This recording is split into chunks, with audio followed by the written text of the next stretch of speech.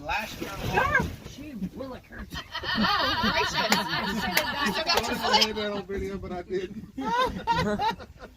last year alone they harvested 1.3 million eggs. Wow. Yep. You know, and the process is pretty simple. They get an ultralight helicopter. They fly around the coastal marshes. They find the nest. They'll throw a stake down. Then they'll send that coordinates over to the local airboat, and then they'll come in, find that nest. Then they'll drive around until they find the mom. Then they'll park the airboat between the nest and the mom.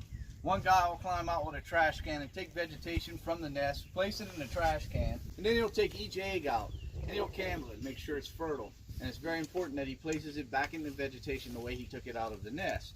Once they get all the eggs out of the nest, they'll cap the trash can and they'll bring it into a facility where the decaying plant matters actually hatches the egg, incubates the eggs.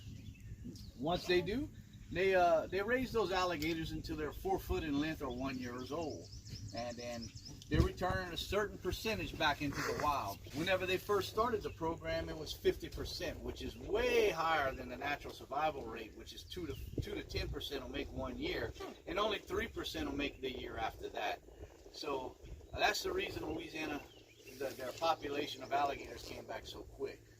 And Peanut here, we don't know Peanut's a male or a female. He's not of maturity yet, so we don't know if he's a chaser or a chasee.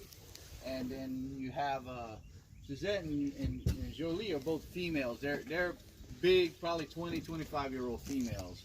The males will get a lot larger and a lot bigger and older. The people that settled this area are of Cajun, well, French descent. They came from the Nova Scotia, New Brunswick area.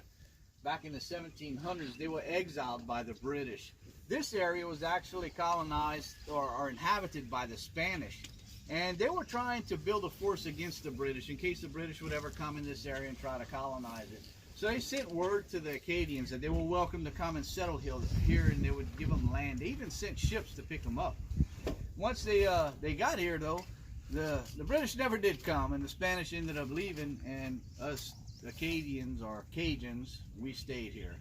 And most of the people lived in these backwaters on floating houseboats.